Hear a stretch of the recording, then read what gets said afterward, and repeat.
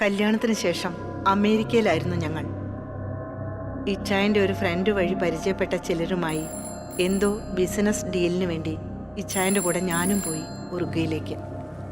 പക്ഷേ അവിടെ ചെന്നപ്പോഴാണ് മനസ്സിലായത് അവർക്കെന്തോ കള്ളക്കടത്ത് നടത്താൻ വേണ്ടി ഇച്ചായനെ മറയാക്കുകയായിരുന്നെന്ന്. രക്ഷപ്പെടാൻ ഒരു വഴിയുമില്ലാതിരിക്കുമ്പോഴാണ് മറ്റൊരു സുഹൃത്ത് വഴി ഇച്ചായൻ പീറ്ററിനെ വിളിക്കുന്നത്. ഞങ്ങളുടെ അവസ്ഥയിൽ സഹതാപം തോന്നി അദ്ദേഹം ആരും അറിയാതെ രക്ഷപ്പെടാൻ ഒരു വഴി പറഞ്ഞു തന്നു. അദ്ദേഹത്തിൻ്റെ മകൻ ഫ്രെഡിയുടെ ഒരു റഗ്ബി ടീം പിറ്റേ ദിവസം കുറച്ചു പേരുമായി ചിലിയിലേക്ക് ഒരു ചാർട്ടേഡ് ഫ്ലൈറ്റിൽ പോകുന്നുണ്ടായിരുന്നു. കൂട്ടത്തിൽ ആരും അറിയാതെ ഞങ്ങളെയും കൊണ്ടുപോകാൻ മകനോട് അദ്ദേഹം ഏർപ്പാട് ചെയ്തു. അങ്ങനെ 1972 ഒക്ടോബർ 13 കരാസ്കോ എയർപോർട്ടിൽ നിന്നും വേറെ 40 പേരോടൊപ്പം ഞങ്ങളും ചിലിയിലേക്ക് ഫ്ലൈറ്റ് കയറി. മോശം കാലാവസ്ഥയോ ഞങ്ങളുടെ കഷ്ടകാലമോ, ആൻഡസ് പർവ്വതത്തിന് മുകളിൽ ഞങ്ങളുടെ വിമാനം ഇടിച്ചിറങ്ങി.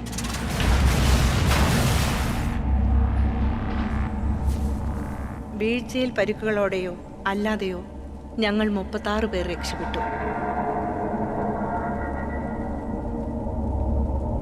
പക്ഷേ ദിവസങ്ങൾ കഴിഞ്ഞിട്ടും ആരും സഹായിക്കാൻ വന്നില്ല. പരിക്കും തണുപ്പും മൂലം ഓരോരുത്തരായി പിന്നെയും മരിച്ചുകൊണ്ടിരുന്നു.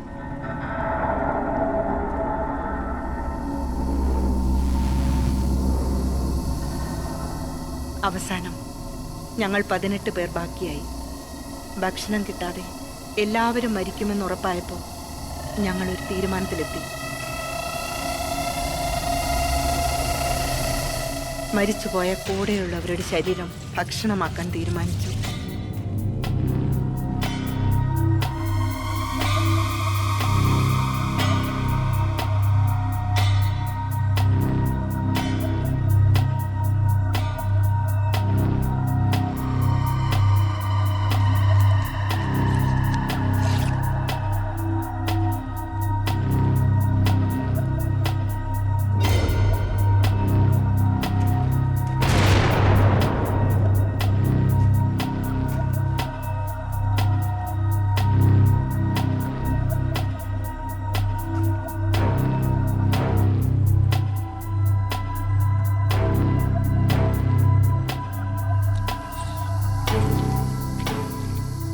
ഒരു മാസത്തോളം അതായിരുന്നു ഞങ്ങളുടെ ഭക്ഷണം.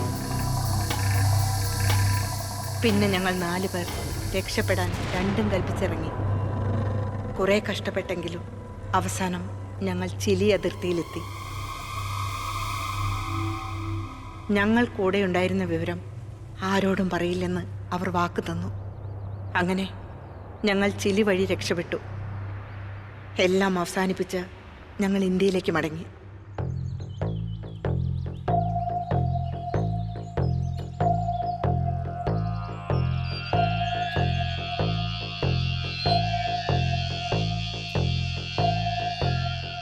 കഴിഞ്ഞതെല്ലാം ഞങ്ങൾ മറന്നു, ഒന്നൊഴികെ മനുഷ്യൻ്റെ ഇറച്ചിയുടെ സ്വാദ്.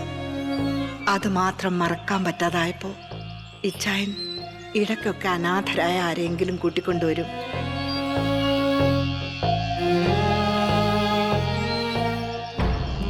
എന്നിട്ട് വേട്ടയാടി കൊന്ന് ഞങ്ങൾ കറി വെച്ച് കഴിക്കും.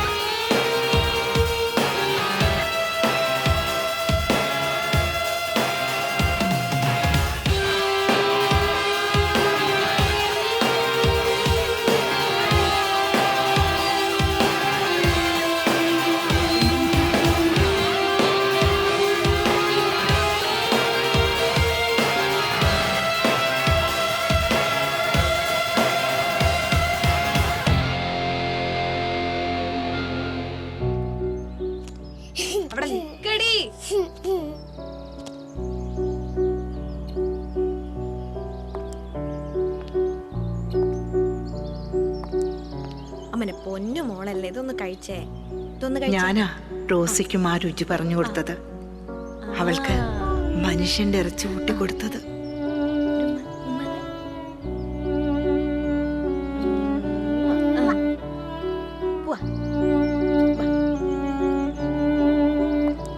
കാലം കുറെ കഴിഞ്ഞപ്പോ അവൾക്ക് എന്നെ വേണ്ടാതായി. അവൾക്ക് അവളുടെ മകള് മതി. പണ്ടൊക്കെ റോസിക്ക് എന്നെ എന്തിഷ്ടായിരുന്നു എന്നറിയോ? ആ, അതൊക്കെ ഒരു കാലം. എത്രയായ ഒരു മനുഷ്യന്റെ ഇറച്ചി കഴിച്ചിട്ട്. മോനെ മോനെ ഞാൻ വേദനിപ്പിക്കാതെ കൊല്ലാട്ടോ.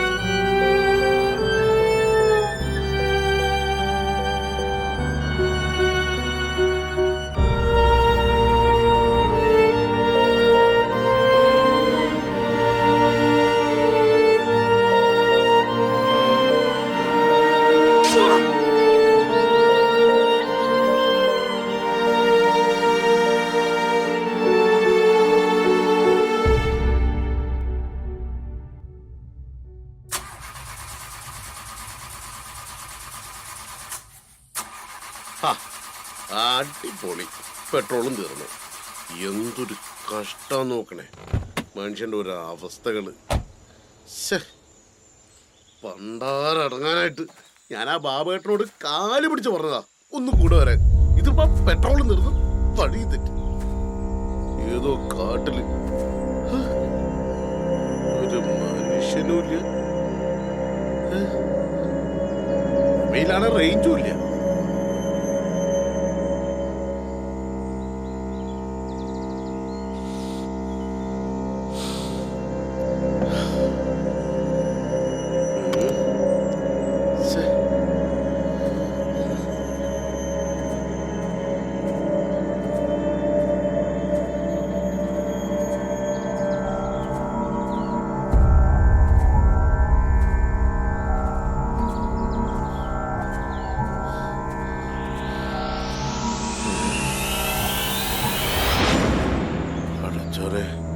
കാട്ടിനുള്ളിൽ ഇച്ചാതിരു വീടോ, ഇവിടെ ആരും കാണാനും ഇല്ലല്ലോ.